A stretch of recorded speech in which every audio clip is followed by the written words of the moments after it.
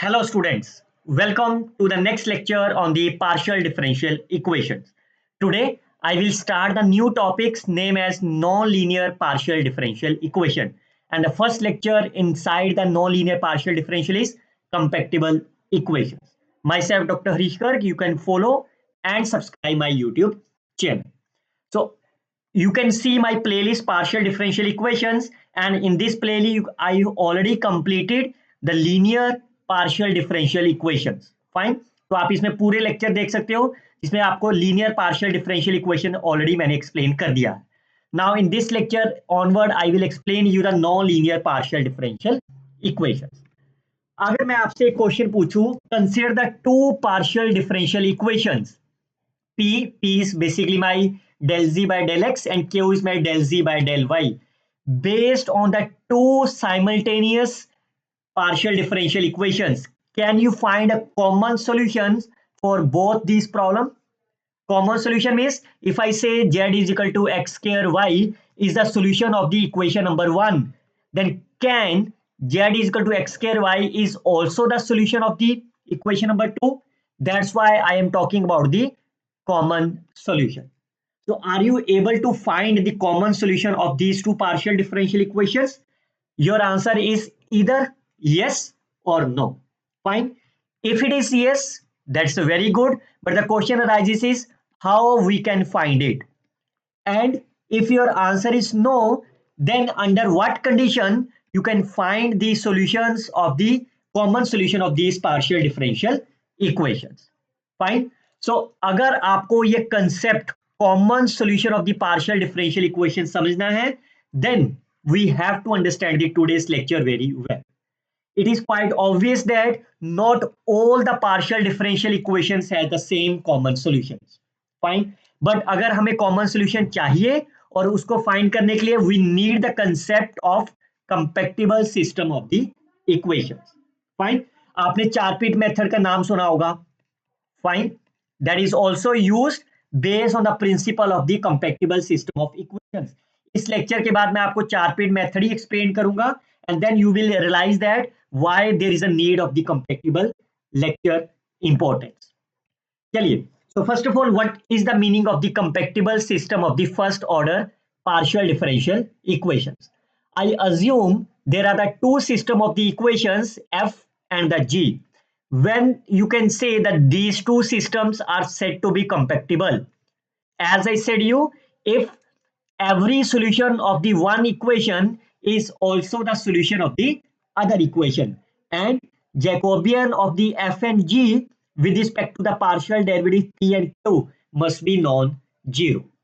Whenever this condition, every solution of the one is also the solution of the other, that differential equations are called as the compactable system of the equations.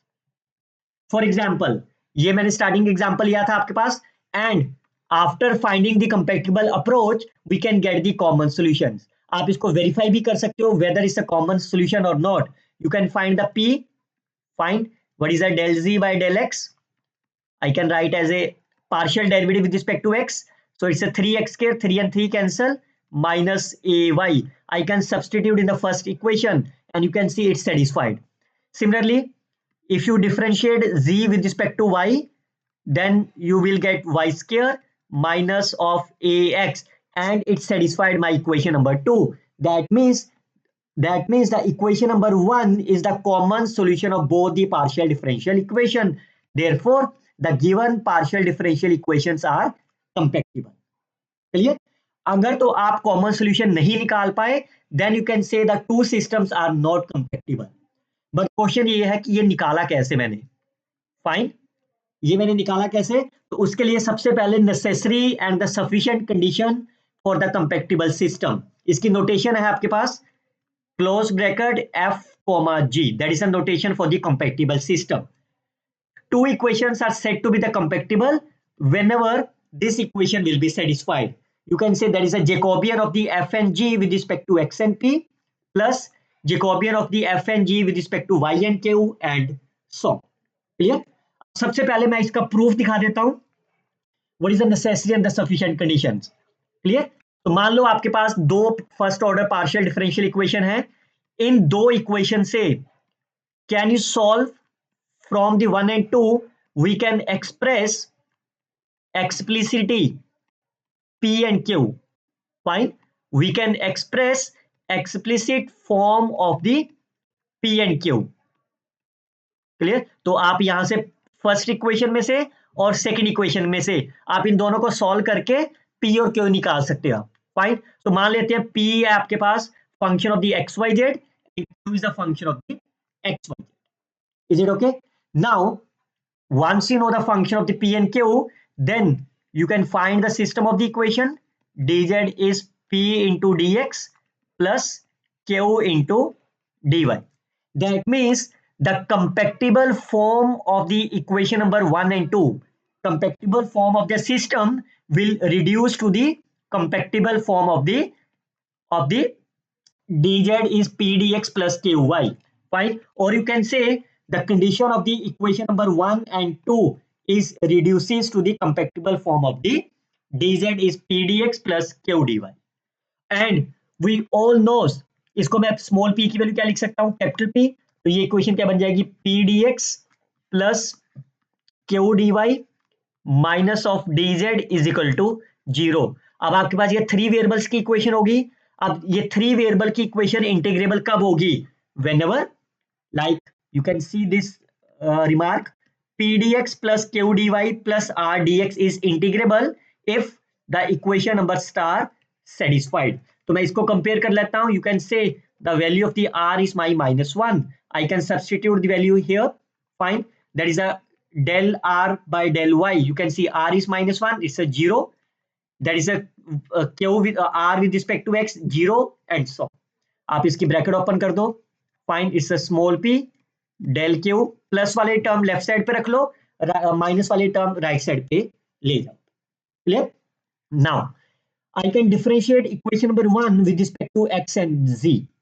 Fine. तो कैसे करेंगे, पहले मैं x के साथ करता हूं, del f by del x plus del f by del, because y is independent, z की वैल्यू पार्शियल करेंगे तो y के साथ 0 हो जाएगा, z के साथ 0 हो जाएगा, p के साथ करेंगे p into del p divided by x plus q के साथ करेंगे f upon q and q by x which is equal to 0.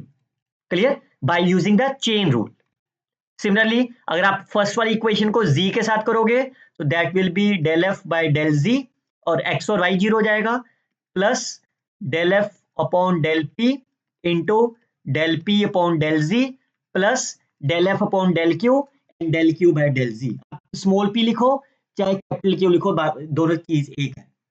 Now you can see from the equation number 2, यहाँ पे क्या लिखा हुआ है, इस इक्वेशन को मैं p से मल्टीप्लाई कर दूं तो ये p into del q by del z बन जाएगा, और del q by del x इसको मैं 1 से मल्टीप्लाई करके ऐड कर देता हूं. ये इक्वेशन बन जाएगी ना आपकी. फाइन. तो multiply the equation number 5 by 1, equation number 6 by p and you can add that. I can multiply the equation number 6 by p और उसके बाद ऐड करके ये बन गया. फाइन. सिमिलरली ये तो आपके पास हो गया इक्वेशन नंबर, ये आपकी कहां से बनी, इक्वेशन नंबर 1 से. Similarly I can differentiate equation number 2 with respect to x and with respect to z. तो क्या होगा, इसमें आप f को you can replace f to be g. Fine. Similarly from the equation number 2 we can get this equation. Fine. आप इनमें से eliminate कर देते हैं. इस इक्वेशन को मैं g ऑफ p से मल्टीप्लाई कर देता हूं और नीचे वाली को f ऑफ p से, और दोनों को सब्ट्रैक्ट कर देता हूं. तो ये आपकी चीज देखो कैंसिल हो जाएगी ना. इसको क्या बनेगा, fp into gp into fp, दोनों को माइनस करूंगा, ये कैंसिल हो जाएगा. तो आपके पास इक्वेशन क्या बच गई, मल्टीप्लाई 7 बाई gp, तो करो कितना हो गया, fx gp, साथ में माइनस कर देता हूं नीचे term by term, gp gx into fp. But fx क्या है बच्चों, it's a partial derivative of f with respect to x. gp का मतलब क्या है आपके पास, partial derivative of the g with respect to p. ठीक है, ये मेरा fx है. चलिए इसको साथ प्लस, इसको किसके साथ मल्टीप्लाई करा, इक्वेशन नंबर 7 को gp के साथ, तो p fz इंटू gp, तो यहां से p कॉमन आ जाएगा, minus zz into f of p. ये टर्म कैंसिल हो जाएगी because if you multiply with gp F P cancel हो जाएगा, इसमें ये दोनों चीजें कॉमन आ जाएगी and you will get the, ये टर्म कॉमन आ गई and then you will get F P G P minus G Q F P, sorry F Q, तो ये तो कैंसिल नहीं हुआ ना, which is equal to 0. Fine. अब आप इस चीज को देखो, ये बेसिकली क्या है, I can write as a determinant F X F P और जी एक्स जी पी, तो ये बेसिकली क्या बन जा रहा है, that is basically Jacobian of the F and G with respect to, ये तो बनती है ना definition, so I can use the definition of the Jacobian. पहली इक्वेशन क्या बन गई आपकी, partial derivative of F and G with respect to X and P plus small P, ये भी आपके पास जेकोबियन हो गया, F and G with respect to Z and P. Fine.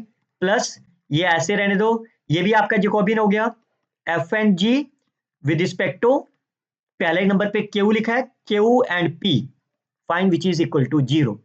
And अगर मैं इस इक्वेशन को F and G with respect to P और क्यू लिखना चाहूंगा, तो मैंने इंटरचेंज कर दिया ना, तो इसके साथ क्या आ जाएगा, नेगेटिव, मैं यहां पे रिप्लेस कर दे रहा हूं, that will B negative.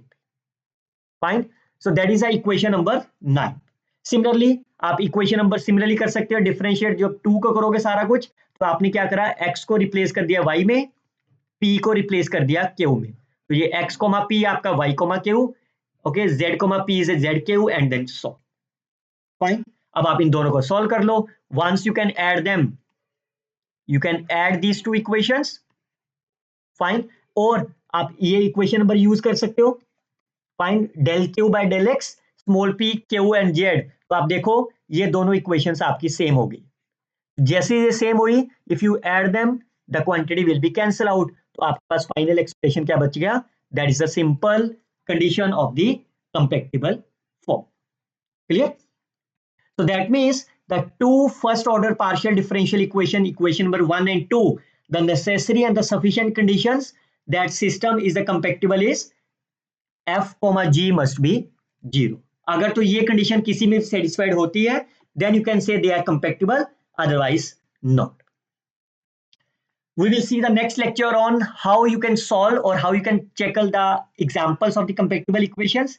Till then, you can share this video with your friends, like and comment on the videos. Best of luck, students. Happy learning.